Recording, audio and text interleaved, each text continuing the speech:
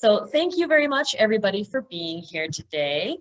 My name is Lori Harrer, and I am the Program and Volunteer Coordinator for 350 Deschutes. My pronouns are she, her, and I am located here in Bend, Oregon on this beautiful, sunny Sunday afternoon. So I hope you all, if you haven't had a chance to yet, will be able to enjoy the weather outside if you're here in Central Oregon like me. So today's group, maybe I'll wait a second before going to that next one. So today we are going to be having our Living with Wildfires community discussion. This is the first in two major events that we're going to be hosting in our Living with Wildfires series. Some of you may know this already, but May happens to be the month of wildfire awareness. And my apologies if I blip at all in or out if my connection is unstable. But May is the month of wildfire awareness. And so 350 Deschutes is putting on this Living with Wildfires series to try to help view wildfire preparation and emergency response with a lens of equity. We're trying to make sure that all the folks who live here in Central Oregon are able to access the information ahead of time to be able to prepare themselves appropriately for this upcoming wildfire season. And then in the event that we experience some effects of wildfires, be it smoke, be it maybe something a little bit more dangerous if they come close to us this year in Central Oregon, that once again, everybody is a part of the efforts of aid and information so that we are all here experiencing this together and we can all get through it together in that equitable way. So in addition to this community discussion, which is kind of our launching point for this series, we will also be sharing lots of information on our website. We have a webpage called 350deschutes.org/living with wildfires, and I'll have that web address by the end of our thing as well. But you can also follow us on Facebook or Instagram. We'll be sharing videos, we'll be sharing infographics, we'll be sharing tips, trying to get the word out, trying to connect the folks of Central Oregon, again, with all of the information, aid, organizations, all of the great groups who are doing great work to help us all, again, prepare for this Living with Wildfires. So we're really excited about this, and we're particularly excited about this community discussion. The purpose of this discussion really is to give us all a chance to chat with each other, to share our stories about wildfires, about past wildfires that we've experienced, past wildfire seasons, maybe some of our general impressions, maybe what has been a very helpful source for those of you who have been in this area before. We're actually looking for your feedback to know what is it that you're glad you knew or wished you knew in previous fire seasons so that we can be sure to share those with all of the folks who may want or need that information as well. So we're really here to listen to you, the attendees of this, and to give everybody a chance to talk and hear from each other, and again, share your stories and your personal experiences.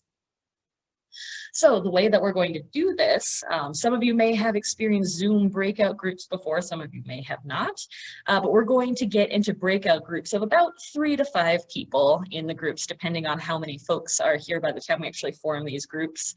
And in these groups, you're going to get about 10 minutes to chat with the other folks in your group. And I'm going to provide a series of discussion questions, which are really there to prompt you all to talk with each other. So if you don't answer every single question in the discussion questions, that's not what we're looking for. We're not looking for a list of answers. We're looking for you to have a great discussion with the other folks in your community discussion, share your stories, share your resources, and again, alert us, 350 Deschutes, of the things that you really want or need so that we can make sure to provide those to everybody who's out here.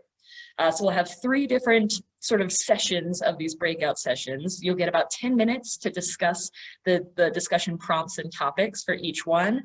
Then we'll all come back together at the end of those 10 minutes and share some of our general impressions from the different discussions and the different discussion groups that you all were in.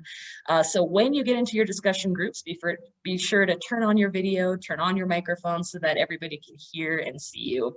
And as always, please be respectful. Again, we're all here just to share and learn from each other. And so we really want to come at this at a place of empathy and love and mutual respect. All right. So right now it's looking like we've got about 12 people here. So I think I'll break us out into let's say about 3 groups. We'll go into 3 different groups, and we'll try to maintain the same groups for each of our 3 discussion questions, so that if you start a conversation and then you get cut off by that 10-minute time limit, you can always come back and join that again in your next discussion. But the first prompt that we're going to talk about is really, what is your experience with wildfire? So in this very first discussion, since you'll be starting in your groups, I'm going to ask for each individual to introduce themselves. So your name, your pronouns, and your location. And then the discussion prompts, again, you don't have to answer every single question, but we thought this was a good set of questions to really break the ice and get that conversation started with each group. Is, what is your experience with wildfire? Have you experienced wildfire effects from a distance, things like smoke or road closures or other issues like that? Have you experienced wildfire effects up close? Have you seen wildfire flames or maybe had damage to your land or property? Or in the last few years, we've had several fire seasons where people have had to be evacuated from your homes. Is that you? We want to hear your story. And then another follow-up question is, have you lived in areas besides Central Oregon that also experience a regular wildfire season? Maybe you weren't here in Central Oregon, but maybe you used to live in California, or maybe somewhere in Washington that also experiences wildfires, and you have a story to share about that experience. So again, these are general prompts. Mostly this first session is, again, just to help everybody get to know each other in these groups. So I'm now going to set up the discussion groups. Please bear with me just for a minute so that I can get these all done appropriately. We're going for 3. And we also have a couple of folks here who have been helping sort of organize this entire series. That's our friends Tori and Madison. And so they are going to be here to kind of help sort of get this discussion going. So let me see here. I'm going to that. All right, so our discussion groups are set up. I'm going to open all rooms, and you're going to see a prompt on your screen with a button that says click to enter room. Click to enter that room, and then you'll be going into your respective discussion rooms. Thank you, everybody, for coming back.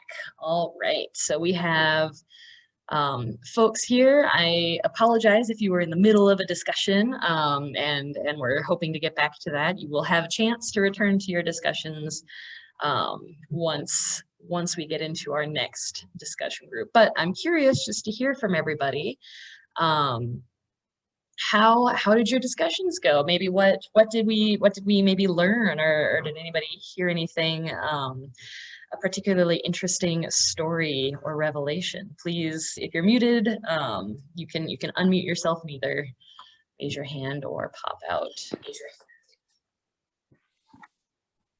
Stop sharing for a second so we can all see each other. There we go. This is Nora. What is it? Is it okay for Nora to talk? Yes, jump right in. Hi, Nora. Thanks for speaking up. Sure. I was in a small group with Priscilla and Ellie, and one of the things that really became evident was the fact of limited routes of leaving if you have to evacuate. Okay. And just realize how we don't think about that on a daily basis. And then having a full tank of gas to be able to leave and that sort of thing. I thought that those are the little things that we don't always think about. For sure. Yeah, those are great impressions to have, for sure. Thank you very much, Nora, for bringing that up, because certainly, yes, that's one thing. You might have your bag packed to go, but is your car ready, and do you know which road to take? And if that road's crowded, do you know which other road to take? Those are certainly very important things that we need to know, and that's something for sure that we will be sharing that information with on our website as we get more information.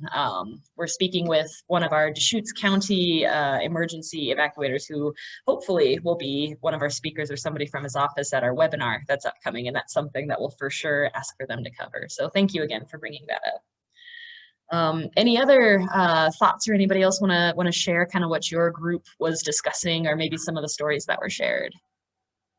Well, I guess I was not aware that thinning the forest was not helpful. Oh. And that's new information to me. I think of some of the trees, the lodgepole pines are invasive and maybe more combustible than the ponderosa. And I'm wondering if there are any thoughts about thinning a more combustible plant like a tree like that, if that makes any sense. I know that 80% of these fires are human caused. And so that's where the impact needs to be, in my estimation.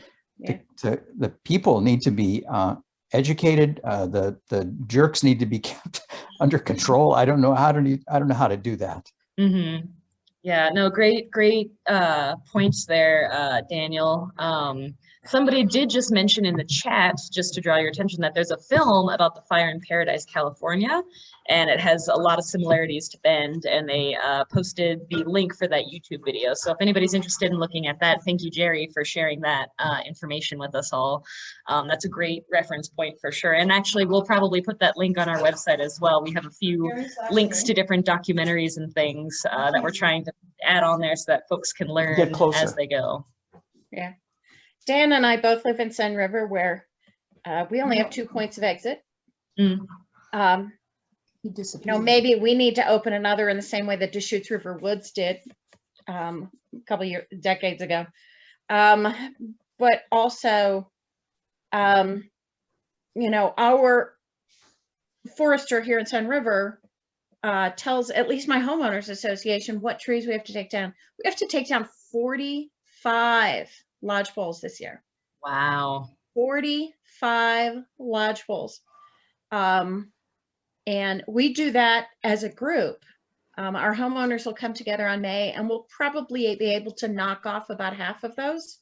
Mm-hmm. We'll have other volunteers who will take some down, but you know, that's $1,000 a tree. That's a huge expense. Mm-hmm. For people.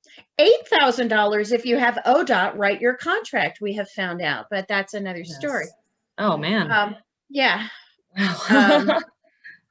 But however, we have to require homeowners to do that. That is an important part. It's how I keep my neighbors safe, not just my house. You know, we are not in it alone in a fire situation. We are only as safe as our neighbors are. Yeah, thank you so much, Eileen, for bringing that up. And yes, fire safety, especially when we live in the Pacific Northwest, in an area that is a fire climate. It's a fire habitat. There have been fires raging through here for thousands and thousands of years, and there have been peoples here working with those fires, mitigating those fires, lighting their own fires in order to manage these forests for thousands of years. And with the current way that we live in our cities and towns, we can't just let the trees do what they want to do. We have to continue to manage them and cut down trees or do our own burning or do our own clearing of bushes in order for our homes to stay safe. So thank you very much, everybody, for those impressions. I would love to hear more and continue this discussion, but I want to kind of keep us on time. I want to respect everybody's time and not have us go super late. So we need to move on to our next discussion question. So I will share my screen here so I can put that up on the board there. All right, so thank you again for those great discussions, and I look forward to talking with everybody more as we gain more impressions. Okay, so our discussion number 2, now that we've kind of gotten to know each other, now that we've sort of broken the ice with talking about our experiences with wildfires, this next question gets into the different organizations and aid that is available both for preparation and information ahead of time, as well as for recovery from forest fires. So the first question is, are you aware of the organizations that are working to help people prepare for and recover from wildfires? Sort of subheaders are there. Have you ever donated things to those organizations, either your time, supplies, or money, or have you ever received aid from these organizations? So we're looking for some impressions from folks who have real experience with these organizations to kind of tell us a little bit about them. Another option is, have you ever donated to or received aid from a community source? Things like GoFundMe or Venmo were particularly popular last year during wildfire season, when folks were desperate for help and money to be able to rebuild after the fires ravaged their homes and towns. So is that something that you've participated in before and can maybe share your experience with that? And then finally, the last is who might need to know about these organizations the most? And do you think those folks know about the services offered to them, and what might be the best way to reach those in need, particularly folks who maybe have no idea the amount of aid or money or supplies that are available to them? So once again, I'll put you all in your discussion groups. You'll be in the same breakout rooms that you were in before. So these will be all the folks that you chatted up earlier, and you'll be able to, again, either finish your conversations from before or maybe move on to these prompts. So rooms are open and you should be able to go into them now. All right, everybody, thank you for coming back. I hope you all had some great chats in your discussion breakout rooms.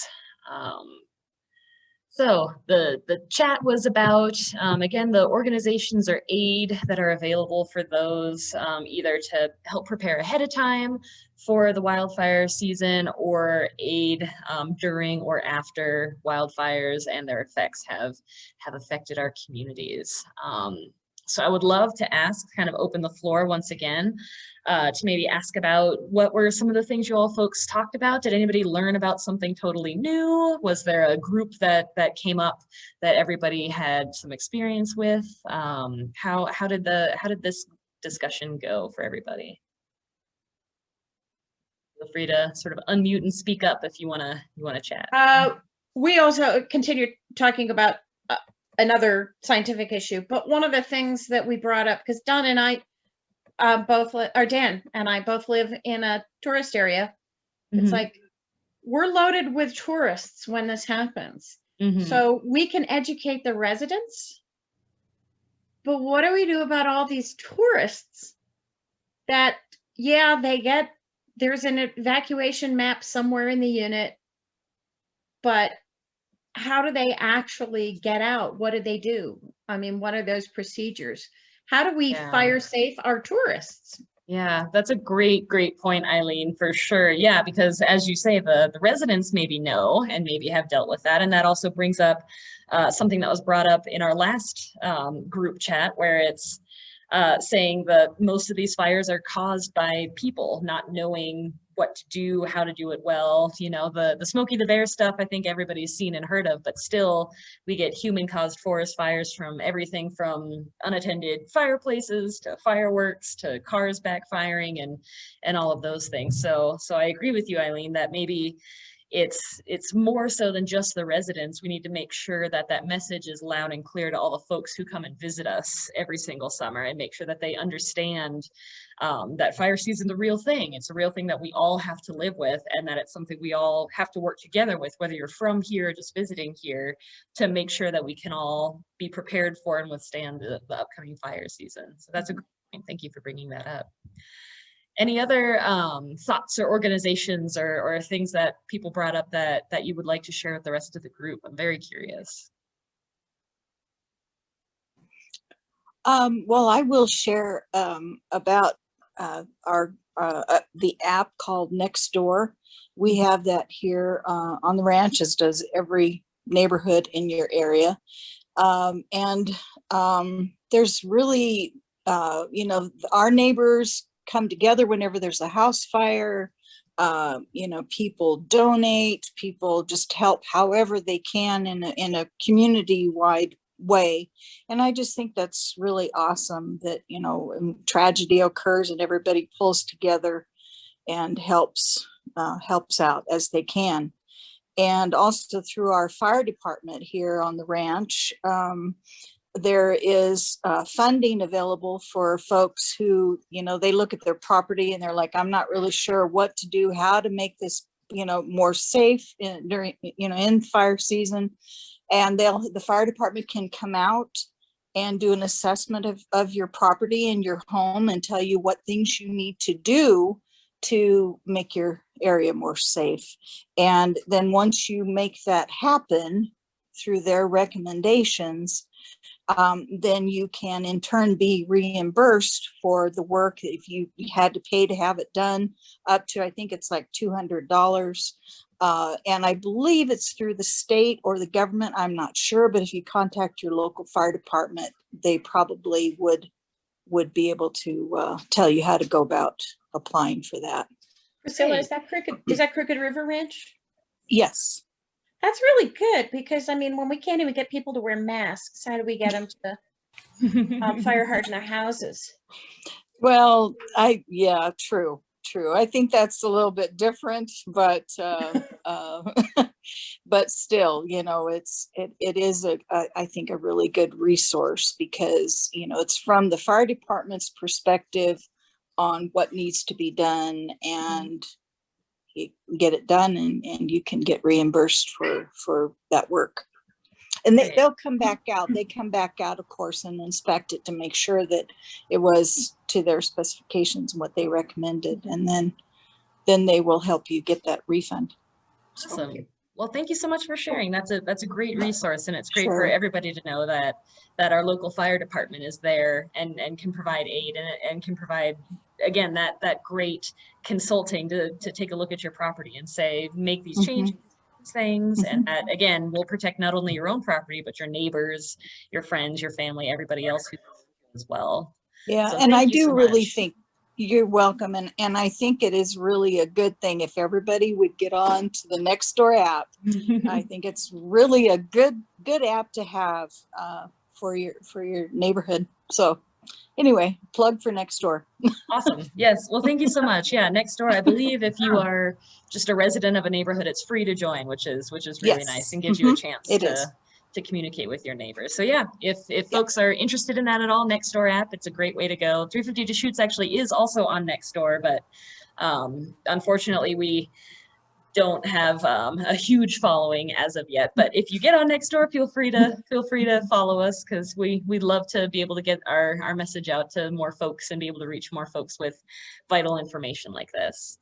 Cool.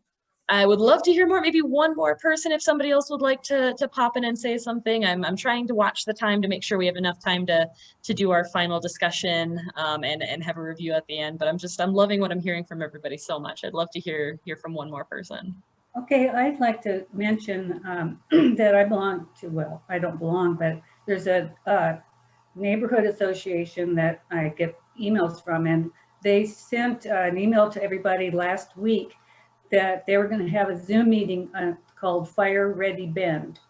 And anybody can go to and Zoom this. I mean, Google this, and you don't have to live in Bend to get to understand what they talked about. And they talked about zones of your house, and they, you know, the 6 feet around your house, which you can do, and then 30 feet, and then 120 feet.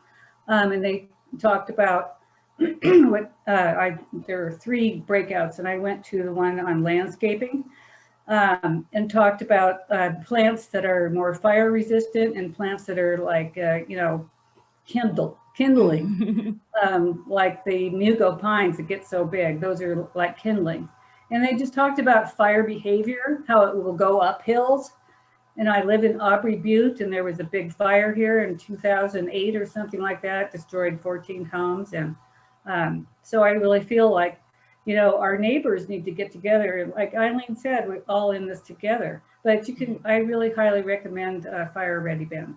Fire Ready Bend. All right. Well, I'll make a note of that for sure. And that's certainly a organization or a group that, again, on our website, we'll hope to connect with to have more links there. So if anybody is looking for links that maybe we brought up, or organizations that we brought up here in this community discussion, I'm going to be taking all of this and trying to make a list so that we can make sure to have all of the organizations and sources and things like that were referenced in today's discussion, to make those links available for folks so that you can find it again. If you have the, oh man, I heard of that thing, but I forgot what it was called.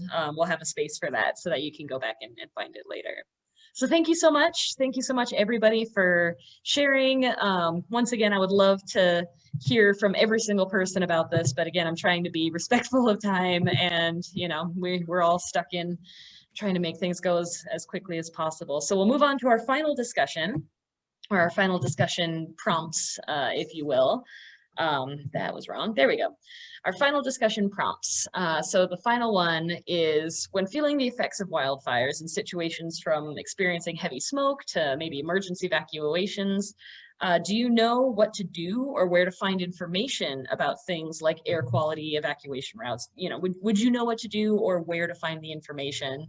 And if not, if you don't know what to do, what would you do to find that information? What sources would you look up in order to get that? And thinking about that situation, if you're trying to again, an emergency situation, leave your house and you're Googling or doing whatever it is that you're trying to find information, who do you think might be left out of the loop in that same situation? And how could we make sure that this vital information, everything from protecting yourself from heavy smoke all the way up to there's a fire coming, we need to get out now.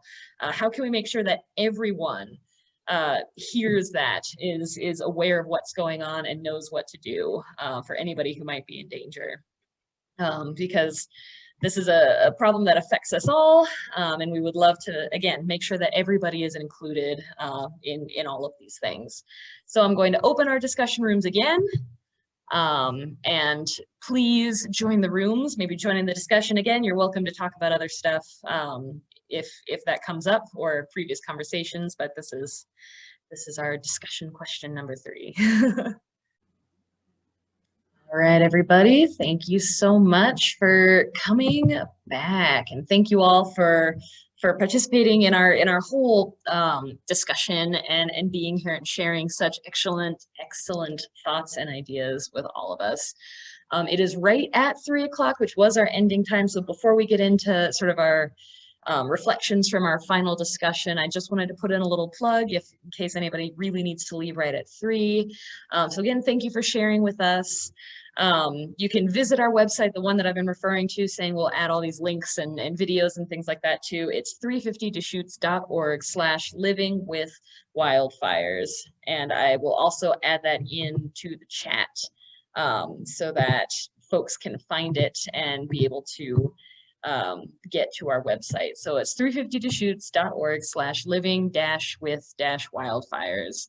Our next webinar is going to be on May 23rd at 2 p.m. That's going to be more of a traditional webinar where we're going to have experts come in and talk about wildfire mitigation, climate change, health and air quality, and emergency response, which are all great topics that really have a lot to do with wildfires, and we'll be able to provide information about things like what to look for to make your land safe, that's wildfire mitigation, how climate change is affecting wildfire, and what you can do to sort of both protect yourself from wildfires and make an impact on climate change.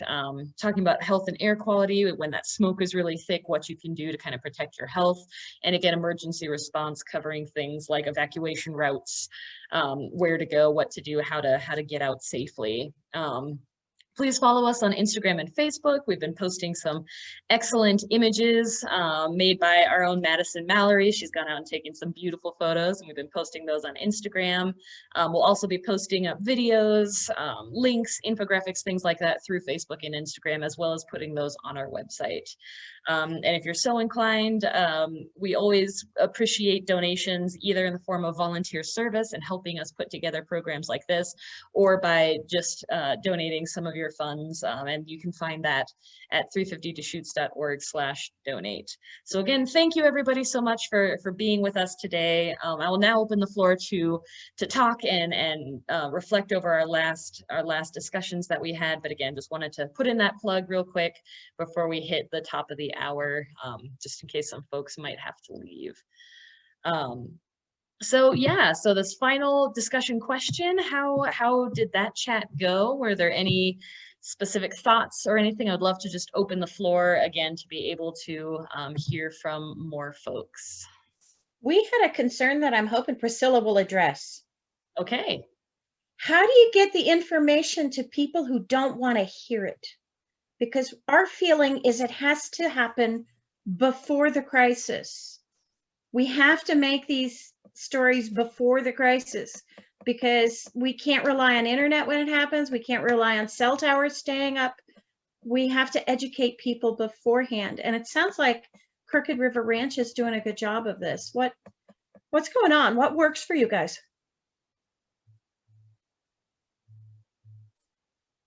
Priscilla, if you're there, you might need to unmute yourself. Oh, I There you am. go. Sorry, folks.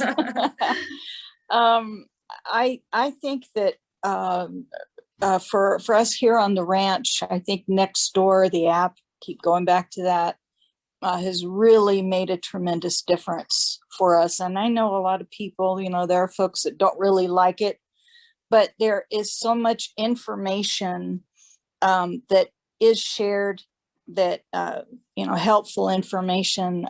Somebody's horses gets out and they're running down the road, and you know, people can immediately take action to try to help those folks. But and also someone's home is burned down, and the folks in the community get together and try to, you know, get them food, get them clothing, get them shoes, get them some financial help if that's, you know, of course that's going to be needed. So I still think that Nextdoor is a pretty good app for relaying information. You know, your seniors and your elderly and those that are shut in are going to be ones, unfortunately, though, too, that may be the last to hear about things going on, dangerous situations. So I think we have to also keep those folks in mind and try to reach out to them in emergency situations to try to help, because they probably won't get the information, like possibly, you know. I had heard a suggestion once that I thought was an excellent suggestion for folks to get in touch with sort of phone tree style communication, where some groups, whether they're a neighborhood group or a religious group, generally have phone trees for things. If somebody's in need, one person calls somebody, and then that person then calls the next person, and it goes on through there. So within communities, particularly for individuals who might not have access to the internet or might not be able to use it as effectively as others, options like phone trees, particularly for communities where that might be made up of a large number of folks who don't access the internet, could be another way to kind of get that information out, which is a very interesting idea. Although, as Eileen said, it's something that needs to be established ahead of time. And in general, I think humans are more reactionary than proactive for some things like that. But I would love to hear more thoughts or suggestions from anybody else.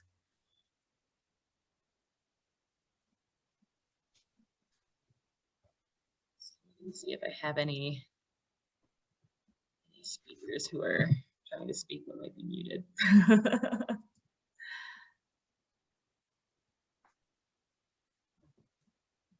Is there anything else? All right. So I was Well, listening, if no one there we else go. is going to Yeah. step forward and Go ahead, make Jerry. a kind of Thank you. summarizing remark, let me just say something that I told in my breakout group right at the very beginning. I've been working in this fire ecology stuff for many, many, many years. And the thing that I would say as a general statement on the problem is that it is a complicated issue. It's a complicated issue where you can't just say in a few words what people need to know in order to make themselves safe. There are levels of understanding, and most people are completely oblivious to the whole thing. And then there's levels that you reach of, oh, awareness, you know, awareness 1, awareness 2, awareness 3. And we've all got to do what we can to raise these consciousness levels. You know, I could go on and on about this, but I know we need to kind of head out right now. But I would suggest that everybody here target the people in your circle. In my case, I have targeted the county commissioners and the city councilors, and I've called each of them and talked to them personally about not only my concerns, but the parallels that we could make with Bend and other places that have burned to a crisp. And, you know, we are definitely at risk here, and we need to raise the consciousness, starting wherever you feel comfortable and going on from there. All right, thank you so much, Jerry. Yeah, that's a great thought. It's just, even if not all of us can reach all of the people in Central Oregon, but we each have a sphere of individuals whom we interact with on a regular basis, and just talking with your friends, your family, your coworkers, and again, raising that just awareness at the very beginning of this is an issue. This is something that could happen to Bend. Just because we're not in the middle of the Cascades and have a whole bunch of trees all around us doesn't mean that we can't experience wildfires that could definitely threaten our town and our homes and our families. So thank you, Jerry, for that. That's great advice for all of us to just be aware and to try to make sure that those that we know are also aware. All right. Oh, yes, go ahead. Sorry. Sorry, I just wanted to add too that everybody should make sure that they are plugged into the Deschutes and Jefferson County emergency alert system for whatever county you're in. If you're not already, haven't already done that, if you only have a landline and you don't have a cell phone, you can still get recorded messages on your phone.